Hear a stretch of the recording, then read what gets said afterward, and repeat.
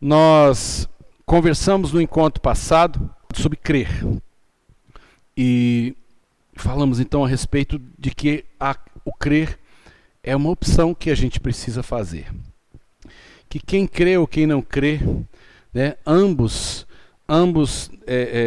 definem o seu material, né, de fé a partir de uma opção, né? Porque tanto o materialismo como a fé, elas não podem ser comprovadas cientificamente. São opções que nós temos que fazer. Vimos também que depois que eu escolho uma opção, é importante que essa opção esteja fundamentada. É importante que ela esteja encorpada. Eu, por exemplo, decidi ser cristão. A partir do momento que essa foi a minha escolha, que essa foi a minha opção, eu procurei saber no que creio. Eu procurei aprofundar minhas raízes naquilo que eu acredito. Quando nós acreditamos em alguma coisa que não tem consistência, isso se chama crendice ou misticismo. Muita gente não passa embaixo de uma escada porque dá azar, né? E ele repete esse comportamento porque alguém disse isso para ele. Mas ele não sabe o fundamento. Ele acredita sem qualquer fundamentação, sem qualquer argumentação. E muita gente então acaba transformando a sua fé num monte de crendices. E as crendices, elas têm ilusões, né? Tipo, no pé do arco-íris tem um pote de ouro. Eu fui criança e eu acreditava nisso, né? Que quem chegasse no pé do arco-íris acharia um pote de ouro. Então, cuidado, porque a sua fé não pode ser uma coisa baseada em crendices. A sua fé tem que ter consistência, sua fé tem que ter conteúdo. Vimos que aquilo, né, que nós determinamos para crer é, portanto, aquilo que fundamenta também a nossa própria vida e as decisões e as opções que eu faço nesse período de existência que passa tão rápido. Quem é existencialista vai tocar a sua vida de uma forma. Quem acredita, portanto, né, numa vida e também sobrenatural, numa vida depois da morte, ele vai conduzir, isso vai influenciar as suas ações e as suas decisões. Eu preciso, né, saber naquilo que creio. Existe também um pouco de mistura nas crenças, justamente porque pela falta de conhecimento, as pessoas acabam então mesclando e misturando um pouco de cada coisa. Eu trabalhei com uma senhora que dizia assim: ai, tudo de Deus eu gosto, né? Tudo de Deus eu gosto. Então, ela se confessava kardecista, mas ela tinha uma fitinha do Nosso Senhor do Bom Fim amarrada na placa, porque disseram que ajudava a não bater.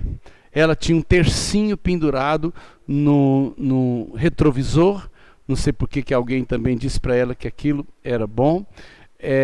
Ela gostava dos meus boletins, né? E ela pedia meus boletins toda semana para ler as mensagens do boletim, né? Então ela era assim, ela era uma pessoa que tudo de Deus eu gosto, né? Então, na verdade, ela tinha uma grande coxa de retalhos naquilo que eram suas convicções religiosas. Eu preciso saber no que creio, né? Eu preciso direcionar, eu preciso ter profundidade naquilo que eu acredito.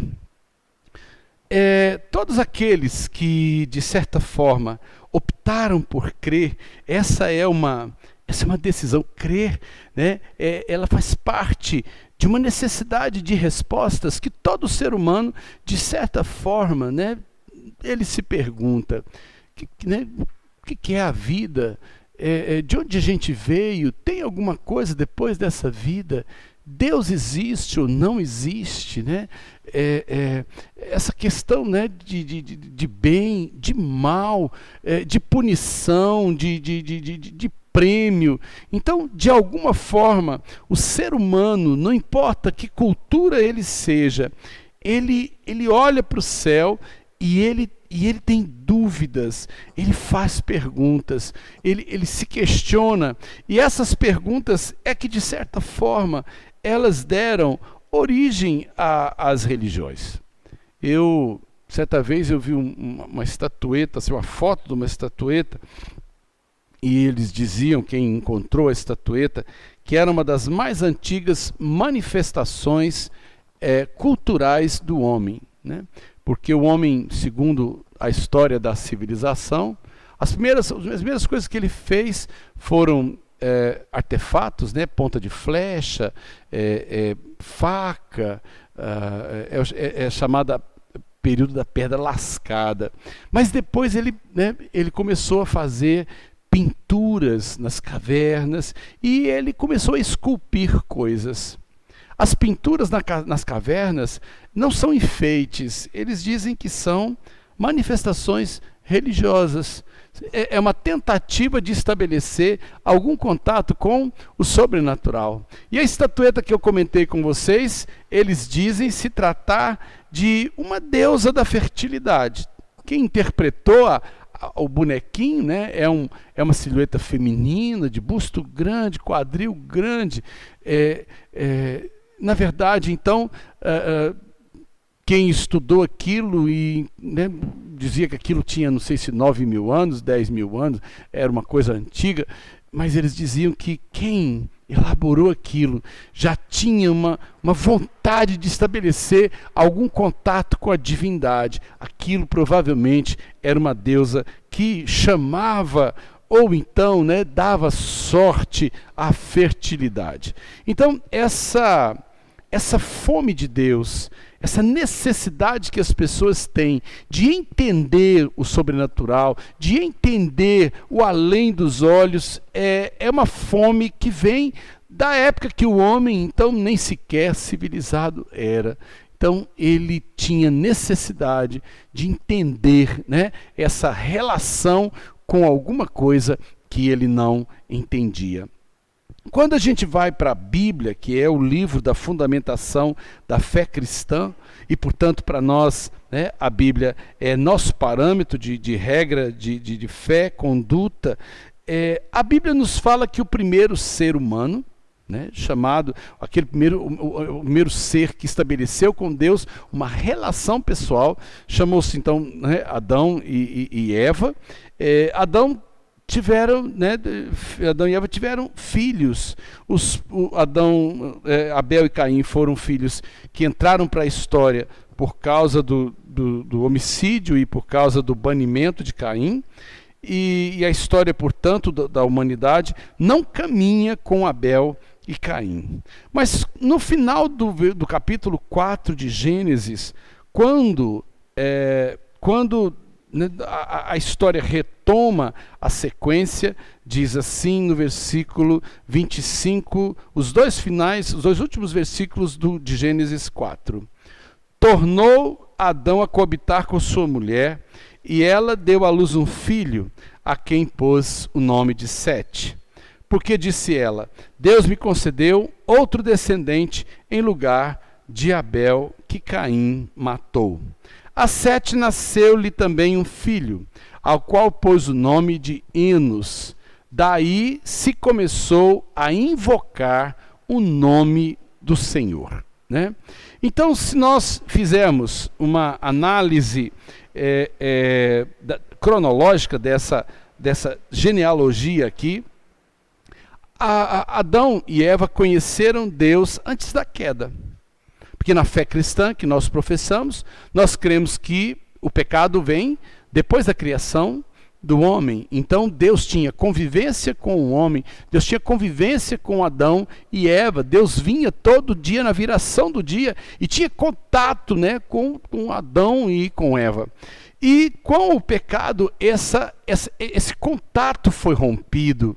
E, portanto, Adão e Eva conheceram Deus antes da queda. Então eles conheceram e mantiveram uma relação com Deus que talvez nenhum de nós conheça. Nenhum de nós temos noção do que teria sido a terra sem doença, sem maldição, sem morte. Nenhum de nós tem noção do que seria Deus passar todos os dias pelo meu convívio e entrar na minha casa e perguntar como foi meu dia, né? A gente não consegue imaginar. Por quê? Porque nós já nascemos num ambiente de doença, de limitação, de pecado, e isso acontece assim. Os filhos de Adão já nasceram num ambiente caído. Os filhos de Adão já nasceram com seus pais pecadores, com a relação com Deus rompida, já nasceram com a terra maldita, com as ervas, né, e os abrolhos concorrendo, né, com o homem já tendo que do suor do rosto tirar o seu pão. Então, os filhos de Adão tiveram contato com Deus, mas de um Deus que se relacionava com o homem já depois do afastamento. Na narrativa diz que Abel e Caim saem da história, né? Abel porque foi assassinado, Caim porque foi banido e amaldiçoado, e a história recomeça através de um novo descendente chamado Sete. E esse Sete diz que teve um filho, e a esse filho foi dado o nome de Enos. E aí a expressão que se segue é que daí, a partir de Enos, é que se começou a invocar o nome do Senhor. O que quer dizer então isso, essa expressão? Não se invocava o nome do Senhor antes de Enos? Aí fica bem claro que a partir de Enos acontece alguma coisa na relação entre Deus e o homem. Significa que Adão teve um contato pessoal com Deus, seus filhos conheceram um pouco de Deus através dos seus pais, o neto conheceu apenas do que o pai dizia, e o bisneto, né? O bisneto aí no caso, ele tem vontade de estabelecer uma relação. Enos tem vontade de estabelecer um contato com Deus. Por quê? Porque ele agora vai ouvir falar, né? Vai ouvir falar de um Deus que os outros conheceram e que para ele é totalmente desconhecido. Gente, eu acho interessante, às vezes eu entro numa sala para dar aula e o professor de história passou por ali. E ele estava, um desses dias estava lá, governos da Revolução, e colocou lá, né, Castelo Branco, Arthur da Costa e Silva. Falei, uai, esse povo aí é meu conhecido. Emílio Garrastazu Médici, gente, quando o Brasil jogou a Copa de 70, esse era o meu presidente. Mas para aqueles meninos, isso não tem qualquer sentido. Passou da vida deles, não tem nada a ver com eles, porque eles não tiveram com eles um contato, uma relação.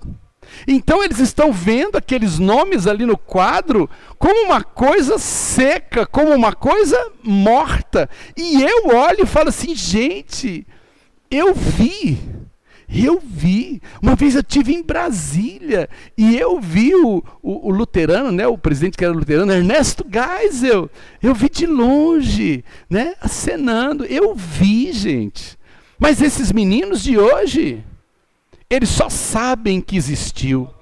Sabe que alguém viu, né? Então, Enos tem vontade de estabelecer uma relação com Deus, um Deus que ele ouvia falar.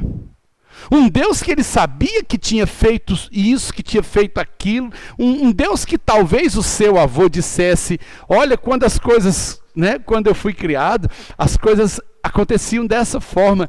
E assim, é mesmo, né? Era assim, né? Então, Enos tem um desejo, ele tem um desejo de estabelecer uma relação com um Deus que se perdeu, com um Deus que desapareceu do contato, que foi se distanciando. Não sei se vocês sabem, né, quando alguém por algum acidente, com uma faca de cozinha mesmo, corta um tendão, por que a gente tem que providenciar a sutura rapidamente? Porque o tendão tende a ir retraindo e as pontas vão ficando cada vez mais longe, mais difícil de você juntar aquilo de novo e costurar, né, e restabelecer a normalidade daquela estrutura. Então Deus estava distanciando, e a expressão aí que nós temos em Enos, quando diz assim, a partir daí, isso é a partir do desejo de Enos, o ser humano começou a invocar o nome do Senhor. Essa expressão, invocar o nome do Senhor, no vocábulo original, é um grito. Invocar quer dizer chamar, mas não é chamar alguma coisa clara, é chamar alguma coisa vaga. É um grito que muitas vezes, né, alguém que está perdido no meio do mato diz assim, socorro, alguém aí, né? Alguém, né? Alguém está me ouvindo, alguém está me vendo. Então, essa tentativa de Enos de estabelecer um contato com a divindade é uma necessidade que todos os povos e culturas da terra desenvolveram. Todos os povos do mundo têm alguma forma de manifestação religiosa. Por quê? Porque não importa onde esse povo viveu, se na América do Norte, se na América do Sul, se do outro lado do sul da África, se na Ásia, se no Polo Norte, não interessa. O ser humano, ele sente uma fome instintiva de Deus. Ele sente uma necessidade de entrar no domínio do desconhecido. Ele tem uma necessidade de tentar estabelecer uma relação concreta com aquilo que para ele é abstrato. Então, as religiões nascem desse sentimento de Enos. Né? E assim, portanto, o ser humano em geral, ele tem essa necessidade de procurar estabelecer algum tipo de relação com o sobrenatural, com o desconhecido. Evidentemente que, a partir do momento que quem está do lado de cá está clamando, está gritando, nem sempre a ideia que ele tem do outro lado é uma ideia lógica, é uma ideia racional, é uma ideia saudável. Não sei se vocês sabem, mas os coiotes e os lobos, eles uivam para a lua. Nesses filmes de vampiro, lobisomem, sempre aparece uma lua cheia e um bicho lá, né? Au, au, né? Por que será que esses parentes dos cães aí, por que eles olham para a lua e uivam? Então, as pessoas que estudam o comportamento animal dizem assim, é instinto. É instinto. Ele não sabe o que é a lua, mas ele tem vontade de uivar para ela. Deve ser, né, deve ser o instinto de lobisomem, né? Então, muita gente olha para Deus como um grande desconhecido. Eu não sei se os lobos têm medo da lua, mas talvez eles tenham uma atração. Eles têm uma atração com a lua. Eles olham aquilo e aquilo de alguma forma dá vontade dele expressar alguma coisa, né? Dá vontade de manifestar, de dizer alguma coisa. E assim, portanto, eu creio que o ser humano ele tem naturalmente uma fome instintiva de Deus. Agora, do mesmo jeito que a lua não se relaciona com o lobo, então talvez o que se passaria se a gente pudesse ler o pensamento do lobo, o que ele pensaria sobre a lua? Essa que é a grande questão. As religiões, elas nascem da imaginação humana a respeito do que seria a divindade.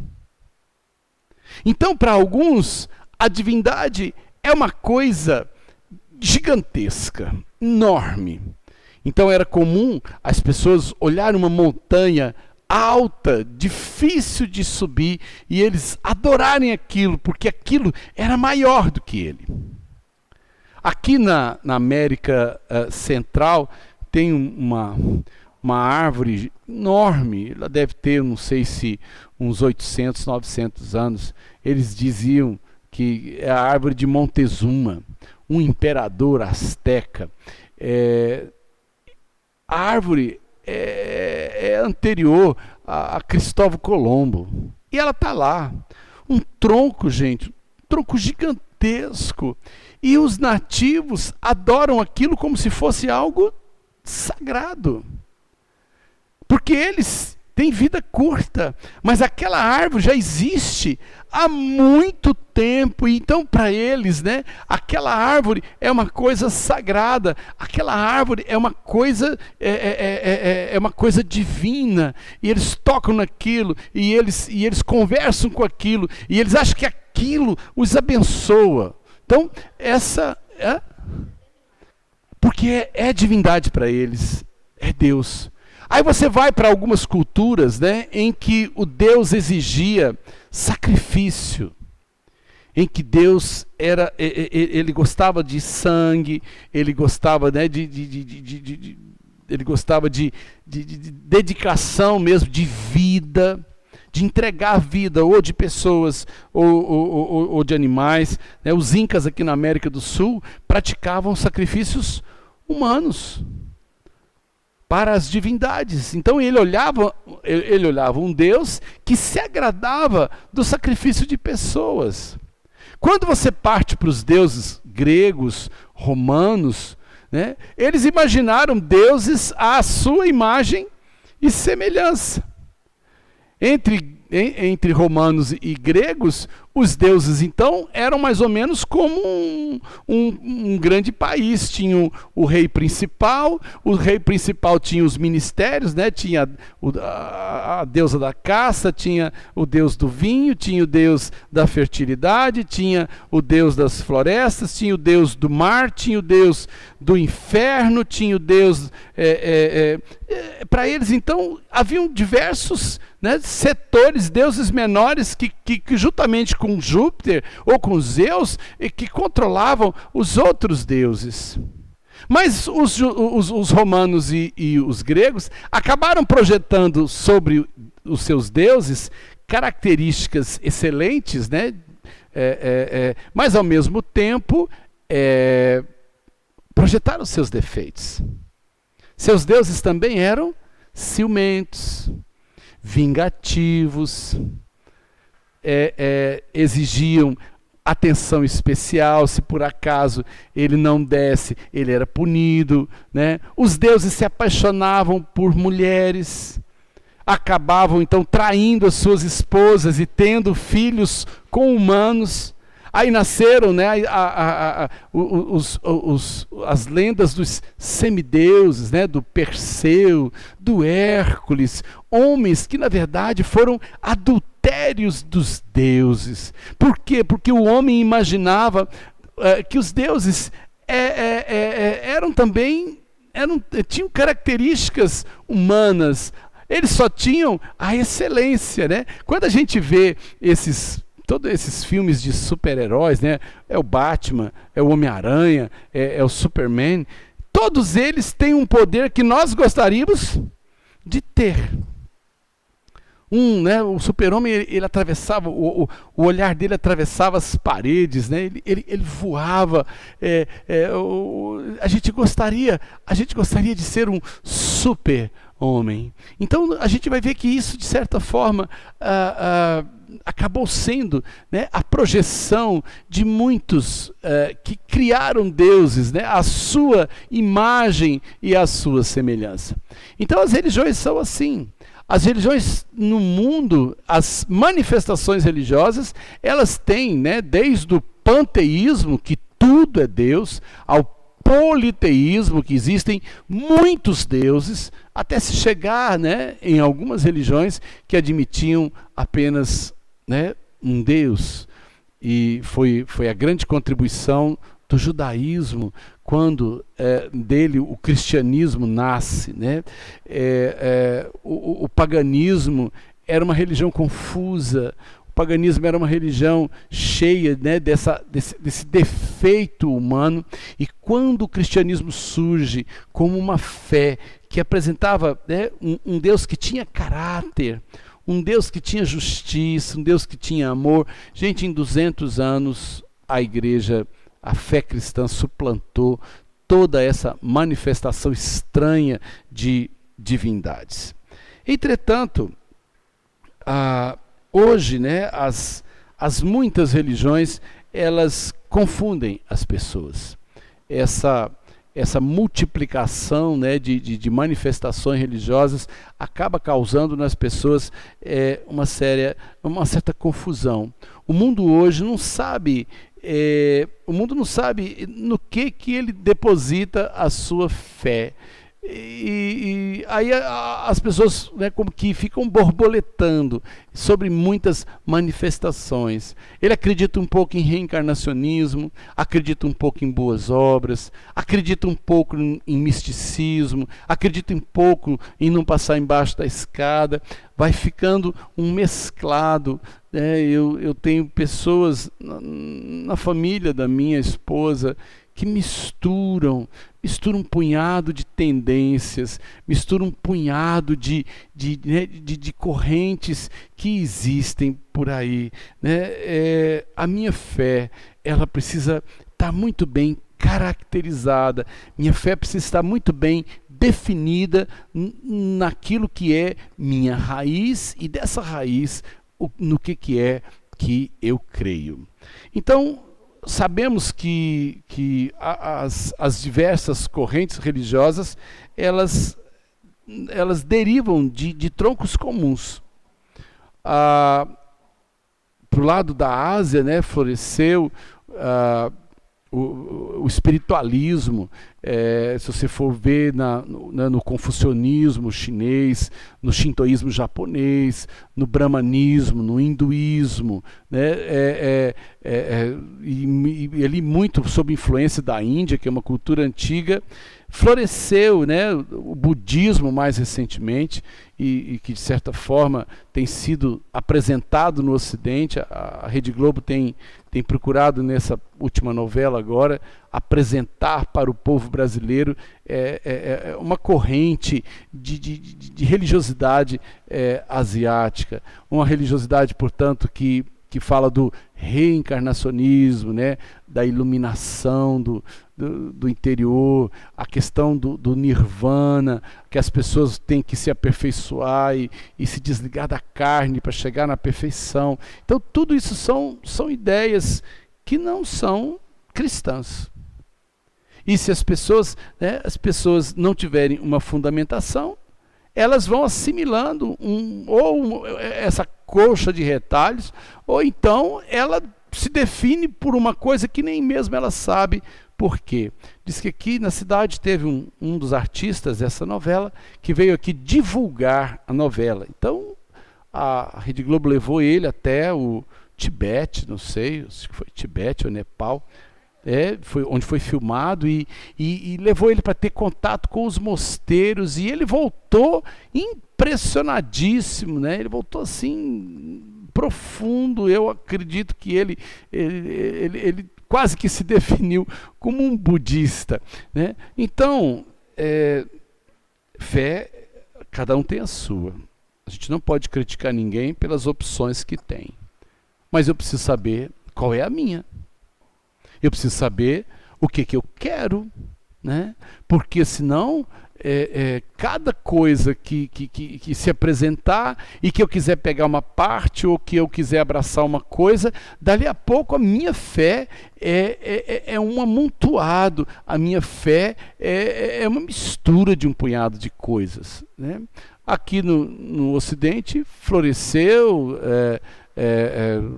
um pouco essa corrente que nasceu com Kardec na França e que se tornou, portanto, né, forte na religiosidade do povo brasileiro. O povo brasileiro também recebeu a religiosidade africana. E, portanto, é uma corrente forte também, misturada no povo brasileiro. E o povo brasileiro acaba, então, misturando um catolicismo também que vem da nossa raiz, né, desde da descoberta do Brasil, que se levantou ali, né, em Porto Seguro, uma cruz, e os índios assistiram à primeira missa, né, rezada por Frei Henrique Soares de Coimbra. Estava no meu livro do grupo. Esse era o frei que celebrou a primeira missa, né? Então, o que acontece? Nós fomos abarcando todo esse tipo de crença, né? E isso foi se achegando. Os índios também tinham suas crenças. Todos os povos da terra desenvolveram algum tipo de crença. Nós conhecemos essas porque essas chegaram até aqui pelos seus povos, mas tem muita coisa estranha, tem muita coisa diferente do que aquilo que a gente acredita. E como eu disse, né, a gente aceita, a gente opta por fé. Então essa é a minha fé, foi essa a minha opção, e eu não posso criticar quem tem uma opção diferente da minha.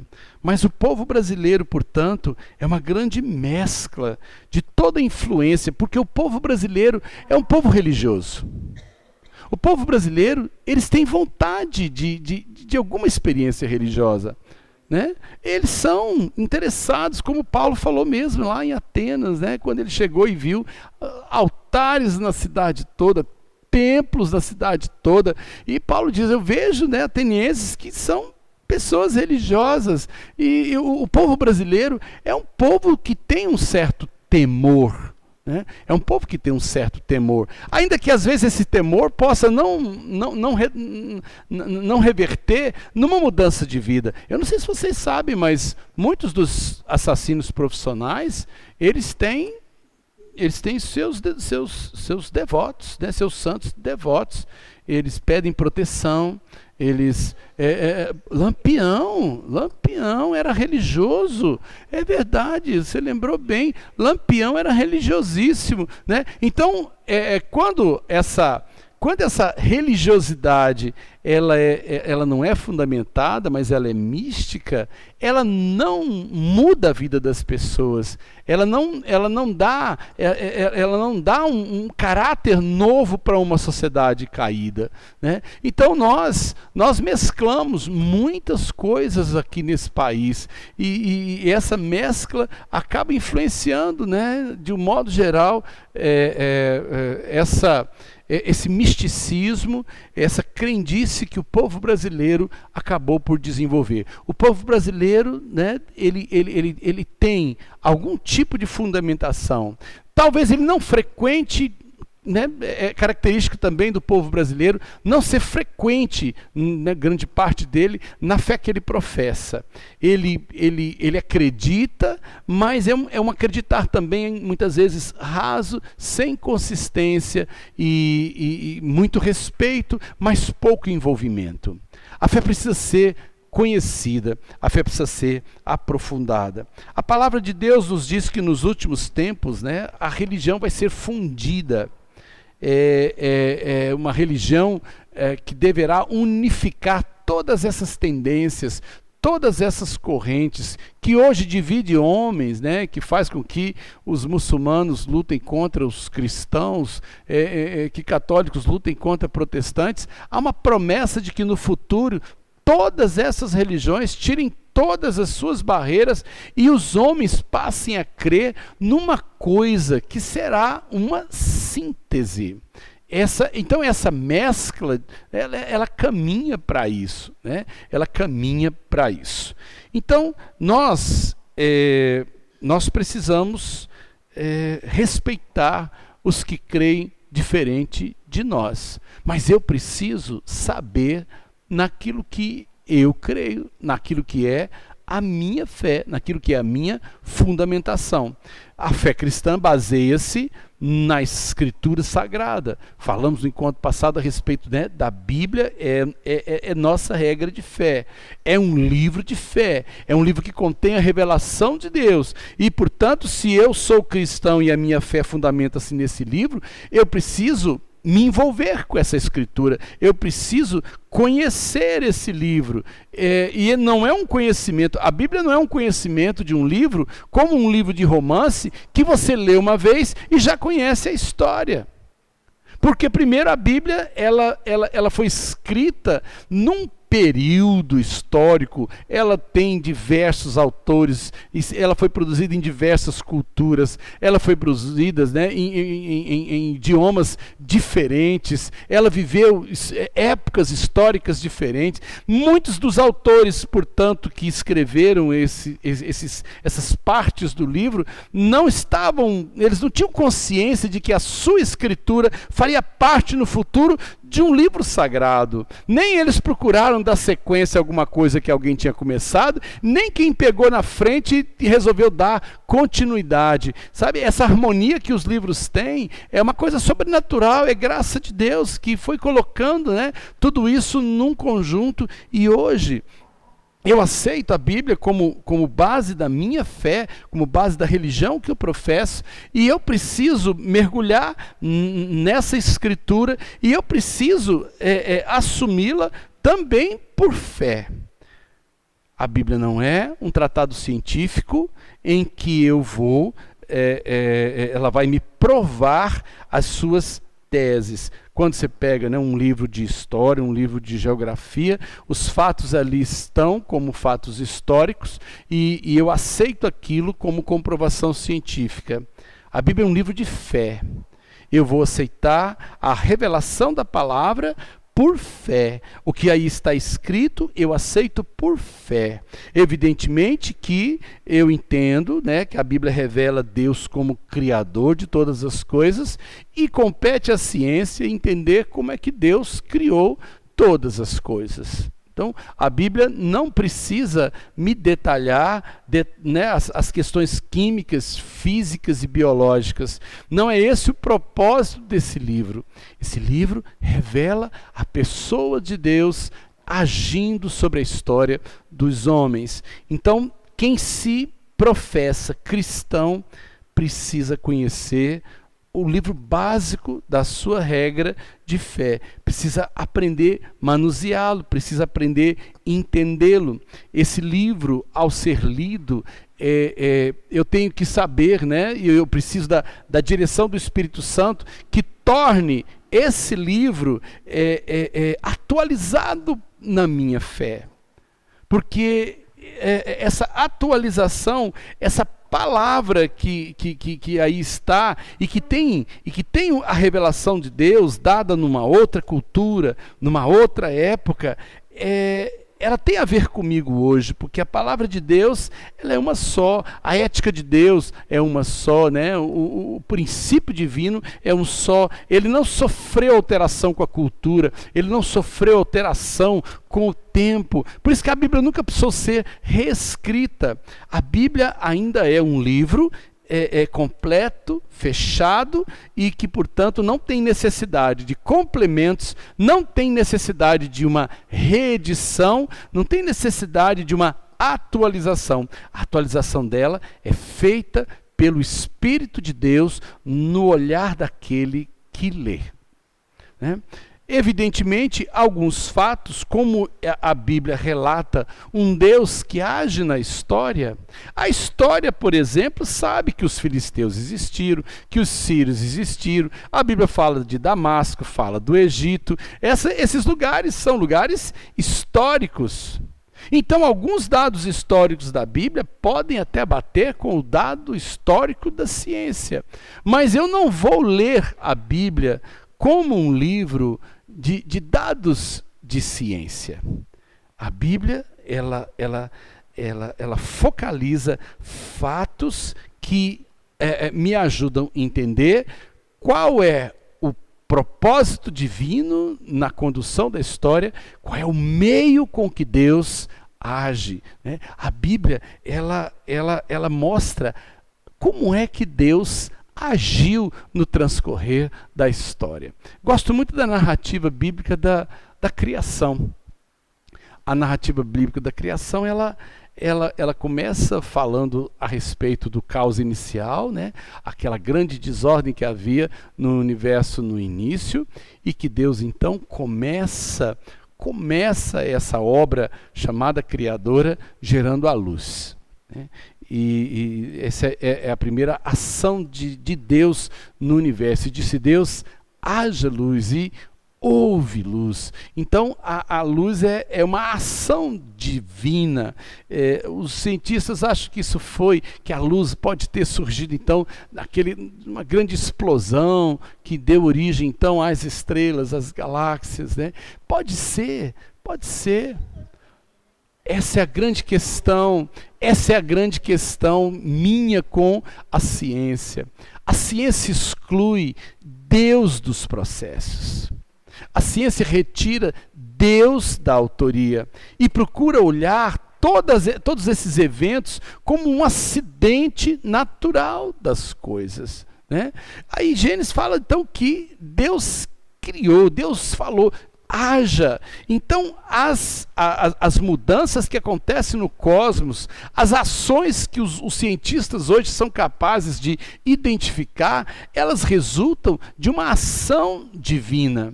Existe um Deus por trás do cosmos, existe um Deus por trás das coisas, que eu aceito por fé, porque eu não posso provar a sua existência, né? Por isso que eu aceito Deus por fé. E se esse livro revela Deus, então eu aceito as suas revelações também por fé. Esse livro então depois diz, né, que Deus vai criando o universo. Do universo ele chega, portanto, na Terra. Toda a criação ela está dividida em etapas. Essas etapas o autor chama de tardes e manhãs. E tem etapas, né, em que diz que Deus está falando que é o primeiro dia, depois é o segundo dia. Então, cada dia tem uma tarde e uma manhã. Nessa tarde e nessa manhã, as coisas aconteciam, né? As coisas precipitavam-se. Então, Deus, na ação criadora, ele foi desenvolvendo um projeto em etapas, em que as coisas aconteciam num tempo, esperavam depois a volta do Criador para uma nova ação. Eu gosto sempre de lembrar, né, porque todos os versículos, quando finalizam um dia da criação, ele diz assim, e houve tarde e manhã. Se houve tarde e manhã, então houve noite. O que é uma noite que não foi citada? A noite era o período da espera das coisas. Era a noite da acomodação das ações. É como o padeiro que vai fazer a mistura do fermento na massa. Então a ação do padeiro era jogar o fermento lá na massa. Agora ele tinha que dar um tempo para que o fermento levedasse. E enquanto o fermento não levedava, ele tinha que aguardar a próxima etapa, que é a modelação do pão e depois assar. E depois que ele bota para assar, ele tem que esperar de novo. Por quê? Porque tem que assar. Tem que assar primeiro, não é uma coisa instantânea. Ele bota no forno, tem um tempo para esperar, ali as transformações vão acontecer, aí depois de um certo tempo ele volta a agir de novo. A obra criadora de Deus é a todo instante uma interferência divina, né? E essa interferência foi concatenada, foi lógica, foi seguida, com tempos de ações, com tempos de espera. E o que eu acho interessante que quando os homens vão falar sobre o surgimento da vida também no planeta Terra, o surgimento, né, das espécies, elas acontecem em grandes momentos de irradiação. Diz que, né, tem um momento em torno aí de entre 400 e 600 milhões de anos atrás, que houve uma grande, né, uma explosão, né, do chamado Cambriano. Diz que de uma hora para outra apareceu uma quantidade enorme de formas novas, e elas apareceram mais ou menos no mesmo período. Elas surgiram, né, um punhado de uma vez. Então, a gente percebe que a própria natureza, quando os homens conseguem entender ou resgatar alguns desses processos que aconteceram nessa criação conduzida, eles identificam esses momentos, essas tardes e essas manhãs na obra criadora de Deus. Então, eu, como Enos, eu também clamo por uma relação com esse Deus. Mas eu não estou uivando para a lua. Hoje sirvo um Deus que eu conheço. Esse Deus, né, tendo Deus primeiramente outrora falado pelos profetas, ele depois falou por Jesus. Jesus é a perfeita revelação de Deus. Então, na fé que eu escolhi professar, eu acredito que Deus, o Verbo, né, se fez carne e habitou entre nós. Então eu acredito que esse Deus, Criador do universo, se fez homem e ele viveu entre nós, ele foi humano. E que quando esse ser voltou, saiu de volta, né, subiu ao céu, uma outra manifestação desse Deus veio sobre toda a carne e que se chama Espírito Santo. Eu acredito nisso. Essa é minha fé. A minha fé me diz então que esse Deus criou sem pressa. Sem pressa. Eu assisti um casamento em que o pregador, muito simples, falando então a respeito da criação de Adão e Eva, ele disse assim: olha, mas isso assim foi há muito tempo atrás. Muito tempo atrás. Mais ou menos assim, uns 1500 anos. Né? Na mente simples dele, ele não tinha noção de tempo. Quando a gente pensa na obra criadora, quanto tempo Deus levou nessa obra criadora? Gente, Deus é atemporal, Deus não tem tempo. Para ele, Deus, o tempo existe para nós. O tempo ele é contado por nós. Então, às vezes os cientistas, né, ainda não têm um número preciso para a suposta origem dessas galáxias. Uns falam que o Big Bang se deu há 20 bilhões de anos, outros falam que se deu há 16 bilhões de anos. Eles têm uma noção. E Deus é antes disso. Deus é antes disso. E olha, pode ser tempo, mas sabe de uma coisa? Quem estava fazendo o mundo, quem estava criando o universo, não tinha problemas com o tempo. Então a questão de que se esse dia era dia de 24 horas, sabe? Aí a gente começa a empobrecer. O coitado que teve que escrever uma coisa tão profunda e ele conseguiu chamar de dia cada uma das etapas, e a gente fica assim: esse dia era de 24 horas ou não é? Esse dia tinha claridade ou tinha escuridão? Esse dia tinha horário de verão ou não tinha horário de verão? Sabe? A gente começa, às vezes, no nosso fundamentalismo, querer complicar as coisas. Deus é antes de todas as coisas, a criação é uma obra de Deus, é um processo transformador que culmina aqui nessa terra com a criação do homem nessa terra. O homem é a última obra criadora de Deus. Esse homem foi criado de uma maneira diferente em alguns aspectos. Ele foi criado à imagem e semelhança de Deus. Então, a imagem e semelhança de Deus que eu tenho não é nesse corpo que eu tenho. Esse corpo, na verdade, é parecido com o corpo que existe por aí. Porque na criação da vida, Deus criou uma massa só. Isso é que nem farinha de trigo. Farinha de trigo faz macarrão, farinha de trigo faz pão, farinha de trigo faz bolo, farinha de trigo faz pizza, né? Farinha de trigo faz coisa de doce, faz coisa de sal, né? Na verdade, a base da vida, gente, é uma só. Deus, quando criou a vida, ele criou a massa. E essa massa foi modelada pela mão do padeiro em muitas formas. Eu acredito que cada uma dessas espécies, cada uma dessas obras criadoras, teve a mão, né? Teve a mão modeladora, teve a mão que sabia mexer, sabia tocar o ponto em que uma coisa, né, ele dava uma forma, e outra coisa ele dava outra. O meu corpo é da mesma massa das plantas e dos animais. Deus não fez o meu corpo à sua imagem e semelhança. A minha imagem e semelhança está no Espírito, está, né, na minha capacidade de ir além da matéria. Eu fui feito corpo, alma e espírito, e portanto, né, eu sou semelhante àquele que me fez nessa partícula que se chama, né, que nós chamamos de espírito, e que o homem tem, e que os outros que têm a mesma massa que eu, não têm. Deus usou o homem para construir o homem daquilo que ele já tinha experimentado. Gente, tem um bicho esquisito, feio, chamado polvo, né? O polvo é parente do Lula.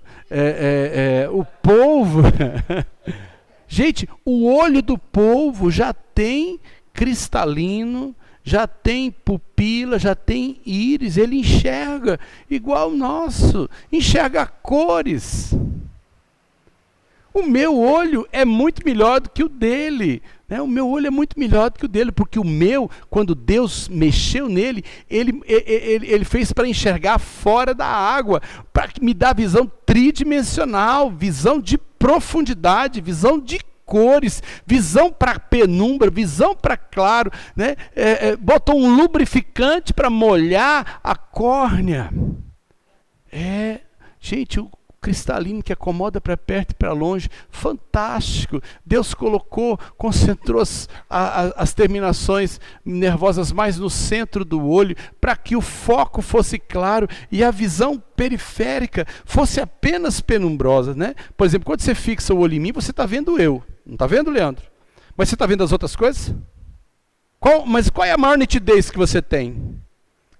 Por quê? Porque na construção do meu olho, Deus colocou concentrado o maior número de neurônios no centro da fóvea, aonde converge a luz. Então a minha visão é focal, Então se eu quiser enxergar melhor uma coisa que está penumbrando, eu viro o olho e fixo a minha visão. Então, o meu corpo, gente, meu corpo é parecido com muitas coisas que existem por aí. Meu espírito não. Meu espírito é único. Eu sou Sérgio de Oliveira Campos, o único. Né? E, na verdade, essa semelhança que eu tenho com Deus e que Deus me deu, falar sobre a imagem e semelhança de Deus, é um dia para a gente conversar sobre isso. É precioso, né? O pecado estragou essa imagem. E através de Jesus Cristo e do Espírito Santo, nós vamos sendo refeitos àquilo, até tornarmos a expressão exata daquilo que Deus é. A santificação é isso. É o Espírito Santo reconstruindo um homem caído para se tornar aquilo que era o projeto original de Deus, né? A semelhança, que era muito bom, né? Então, amados irmãos, cada fé expressa de uma maneira. Por exemplo, existem religiões que não acreditam na queda do homem, acreditam na evolução, que a gente, na verdade, está melhorando a cada dia, né? É uma visão diferente daquela que é nossa. Então eu não acredito na evolução espiritual do homem. Eu não acredito em evolução espiritual de seres humanos. Por quê? Para mim, houve queda e eu só consigo me reabilitar se eu aceitar o perdão de Deus e aceitar o sacrifício de Jesus e mudar-me e, como dizem, nascer de novo, não por reencarnação, nascer da água e do Espírito, né? Nascer da conversão. É essa a fé que eu professo e é nisso que eu aprofundo e é nisso que eu me fundamento. Então, essa fé, nós precisamos ter seus contornos claros, né? Para isso, então, eu preciso definir Que religião que eu professo? É muito importante, gente. Tem gente que se dá, as pessoas dizem assim, eu creio em Deus. Né? Eu creio em Deus, eu creio em Deus, eu faço caridade. Né? Olha que o diabo também crê. Então a questão de crer ou não crer não te faz uma grande diferença, porque o diabo não só crê, mas ele crê e treme, né? Tiago fala a respeito disso, e ele respeita Deus, né? Ele respeita Deus. Mas então como é que eu vou desenvolver essa minha fome de Deus? Como é que eu vou desenvolver essa minha vontade de ter essa relação com Deus? Eu tenho que procurá-la, gente. Eu tenho que procurá-la. E eu, sabe uma coisa, é que nem quando a gente quer casar, né? Se você é normal, você vai querer casar, você vai ter vontade de casar. E não adianta você namorar com todas as moças se você só vai casar com uma. Quem namora com uma todo dia não casa com ninguém. Eu preciso saber quais são as características que eu procuro, né? Por isso que eu digo que a fé é uma opção, e a partir do momento que eu sei o que eu quero, com aquilo que eu me identifico, eu vou olhar, eu vou procurar, né? Por exemplo, se eu sou um cara que gosto de beber e gosto de baile, eu tenho que buscar uma moça chegada na cerveja e que seja excelente bailarina. Não vou achar isso na igreja. Mas se eu estou procurando um outro modelo de mulher, então essa eu vou tirar da minha busca. Eu vou procurar um outro padrão. Eu vou procurar alguma coisa que seja perto daquilo que eu busco. Por isso que eu não posso, né? Eu não posso ser superficial. Eu não posso ser borboleta. Eu não posso ser sincrético e misturador das coisas, né? A fé precisa ser definida. Eu preciso saber no que creio e eu preciso ter respostas. Eu preciso ter respostas para as perguntas que eu faço, né? A minha religião tem que me atender em tudo aquilo que eu pergunto.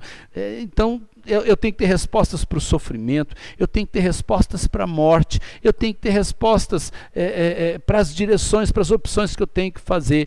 Minha fé tem que me ajudar, tem que me situar. Oi, Gabriel. Pois não. Eu estou terminando. Eu quero lembrar só um debate que eu tive com um aluno meu de 8ª série. Ele era kardecista convicto, de formação familiar. E ele tentava me convencer do reencarnacionismo. E eu acho que é complicado, porque religião a gente não pode discutir. Quando você começa a discutir religião, a gente já está perdendo a razão. Religião a gente partilha com quem quer ouvir. Mas bater boca, eu acho que não. E quando eu vi que a conversa estava tomando um tom assim difícil, aí eu falei para ele assim, olha, eu não vou te convencer, você não vai me convencer, mas eu vou dizer para você uma coisa. Se você estiver certo, se a reencarnação existe, eu vou morrer, vou reencarnar diversas vezes, e numa dessas aí eu vou acabar descobrindo que eu estava errado, né? Uma hora eu vou descobrir que eu estou errado, mas sabe de uma coisa? Se eu estiver certo, você está perdendo a sua última chance. Então eu prefiro acreditar que a vida é uma só, porque se eu tiver errado, eu tenho outra oportunidade. Gente, a fé é uma opção que você faz, uai. A fé são opções que você faz, opções que atendem a sua crença, e eu acho que por isso você tem que pensar no que você crê, e não deve ter medo de pensar. E eu decidi crer no cristianismo e eu decidi ser cristão, na fundamentação e na ação. E tenho sido feliz nesses anos todos que eu tenho passeado por esse caminho. Vamos orar? Deus amado, o tempo de agora é de muita crítica sobre aqueles que creem. Deus, os adolescentes hoje são bombardeados por homens cultos, que ridicularizam o crer. Mas, Senhor Deus, a fé é uma opção, é uma escolha. E a escolha, o Senhor que é Deus, respeita. O Senhor respeita o frio e o quente. O Senhor respeita quem não crê. O Senhor não fulmina aquele que diz que o Senhor não existe. Porque a fé é uma escolha e as escolhas precisam ser respeitadas. Te louvo, Deus, porque a minha fé tem me trazido paz. Aquilo que eu acredito tem consolado meu coração. Te bendigo porque a minha fé também tem dado resultados na minha vida e na vida daqueles que caminham comigo. Obrigado pela palavra do Senhor, pela Bíblia. Obrigado, Senhor Deus, pelas vidas que trouxeram essa palavra até o século 21. Obrigado, Deus, por aqueles que investiram amor, tempo, dedicação, recursos, para que essa fé simples, essa porta que uma vez encontrada dá origem a um caminho, pudesse ser estendida a todos. Ajuda-nos, Deus, ajuda-nos a afirmar nossa convicção. Não permita, Deus, que as vozes do presente século, que a sabedoria dos homens que acham que a nossa crença é loucura, não permita, Deus, que isso nos abale. Firme, Senhor Deus, pelo Espírito Santo do Senhor que nos guia a toda a verdade. Que o Espírito do Senhor nos dê paz naquilo que nós cremos. Nós oramos, Deus amado, em nome do Senhor Jesus. Amém. Que a graça e a paz esteja com os amados irmãos.